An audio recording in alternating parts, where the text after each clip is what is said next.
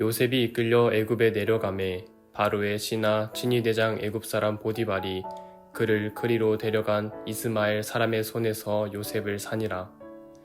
여호와께서 요셉과 함께 하심으로 그가 형통한 자가 되어 그의 주인 애굽 사람의 집에 있으니 그의 주인이 여호와께서 그와 함께 하심을 보며 또 여호와께서 그의 범사에 형통하게 하심을 보았더라.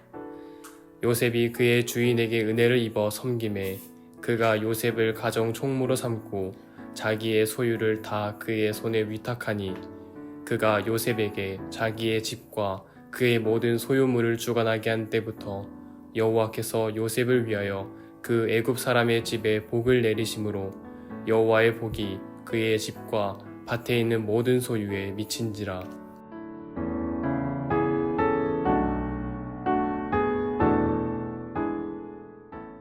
오늘은 창세기 39장에 있는 말씀을 가지고 하나님 말씀을 생각해 보도록 하겠습니다. 형통의 축복이라는 제목인데요. 다시 이제 유다의 이야기에서 넘어와서 다시 요셉의 이야기로 이야기의 전개가 시작됩니다. 자, 보디발이라는 애굽 바로의 신하 친위대장 집에 거기서 가게 됐다라는 얘기죠. 팔려갔죠. 낯선 땅의 종이 됐습니다. 아버지로부터 멀어졌습니다. 우리는 보통 이렇게 얘기할 때 어떻게 됩니까? 아유 불쌍하다라고. 아유 어떻게 인생이 힘들어졌네 이렇게 얘기합니다. 그런데 성경에 보면 불쌍했다, 불행했다 이런 얘기 안 씁니다. 오히려 뭐라고 얘기합니까? 형통했다 이런 표현을 써요. 여호와께서 요셉과 함께 계심으로 그가 형통한 자가 되어 2절에 또 3절에 보면 여호와께서 그의 범사에 형통하게 하심을 보았더라라는 얘기입니다. 형통케 됐어요. 근데 원인이 어디 있냐? 하나님 때문에 형통한 거예요. 하나님 때문에. 인생 속에서 왜 그가 삶 속에서 불행해야 되는데 그의 삶 속에서 불쌍해야 되는데 왜 불행하지 않고 불쌍하지 않고 형통한가? 가만히 봤더니 하나님 때문이었다라는 이야기예요. 우리가 형통의 삶을 추구하면서도 엉뚱한 곳에서 형통의 삶을 추구할 때가 많아요. 찾을 때가 많아요.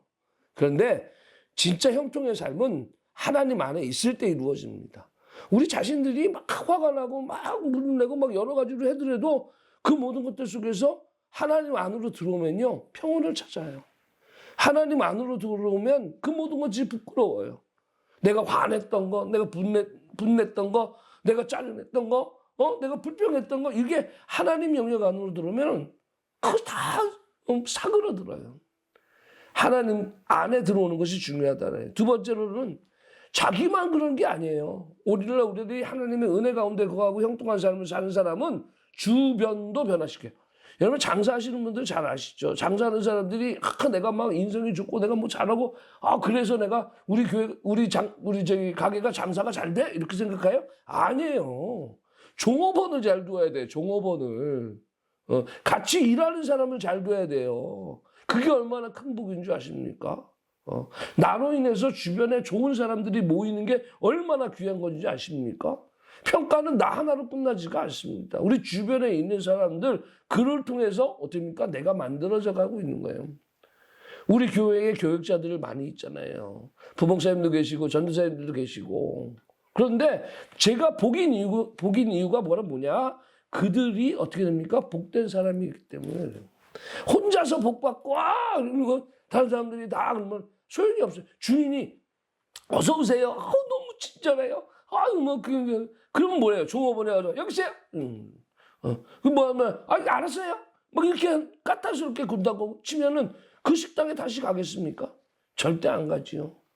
우리 주변이 복받는 것도 굉장히 중요한 거거든요.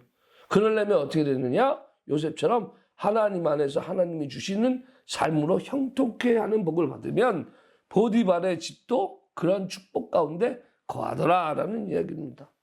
마지막 세 번째로 보면 하나님의 사람은 어디를 가나 하나님의 계획 가운데 있다는 거예요. 그 가운데서 그러니까 모함을 당하죠. 그래서 감옥에 갇혀요. 근데 그 감옥이 어디냐? 왕의 신하들을 가둬두는 감옥이라고 그랬어요.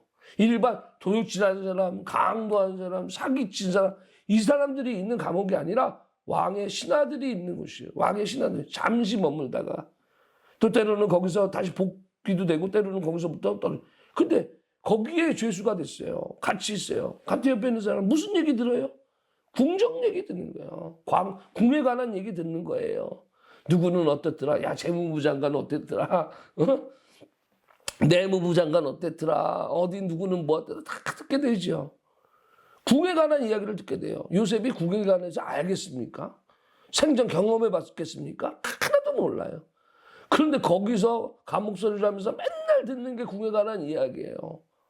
그러니 그가 나중에 어떻게 됩니까? 궁에 가서 총리가 됐어요. 국무총리가 됐다. 다스려야 돼요. 아무것도 모르는 사람이라면 그걸 다스릴 수 있을까요? 단순히 뭐 곡식 그런 문제가 아니라 여러분 정치도 사람이잖아요. 어떤 사람을 등용해야 될지, 어떤 사람을 멀리 해야 될지, 가까이 해야 될지 이미 그 감옥에서 수많은 정보들을 다 알게 됐어요. 그래서 그가 치리할 때 얼마나 큰 도움을 받을 수 있겠느냐. 우리들의 삶 가운데, 우리의 여정 가운데 그냥은 없어요. 그냥은 없어요. 하나님은 다 계획이 있으셔서 그 일들을 허락하시고 그 기간을 허락하셨어요. 누군가가 그래요, 저에게. 교회를, 목회를 한 곳에서 왜 이렇게 오래 못하냐, 이렇게 얘기를 해요. 근데 오래 못한 게 아니에요. 한 곳에서 저는 목회를 7년 동안, 8년 동안 그렇게 목회했어요. 이민 목회했고, 외국에 가서 공부했고, 뭐 그래서 잠시, 짧은 시간이 있을 수 있었어요. 2년, 5년, 뭐 이 정도 있었지만 대부분 교회에서 7년, 8년 동안 목회를 했어요. 뭐 그건 길다면 길고 짧으면 짧은 그런 기간인데 아파트 목회 경험하고 대형 교회에서도 목회 받고 그리고 뭐 시골 교회에서도 목회 받고 특수 목회도 해보고 상가 목회도 해보고 지하실에서도 목회해보고 그 모든 목회의 경험들이 지금 저를 만들었어요. 지금의 저의 모습을 만들었어요. 그 모든 경험들이 하나님의 말씀을 이해하고 또 설교하고 또 성도들을 만나는데 큰 도움이 됐어요. 그냥 세월은 없어요. 하나님은 여러분들을 사랑하시고 여러분들 삶 가운데서 필요한 것을 공급하시는 축복의 자리, 나중에 여러분들 하나님께서 들어 쓰시기 위해서 지금 자리를 허락하시는 것을 분명히 기억하고 순간순간 삶의 자리가 어떻든 하나님 안에서 형통케 하는 복을 누리는 저와 여러분이 되시길 주님의 이름으로 축원합니다.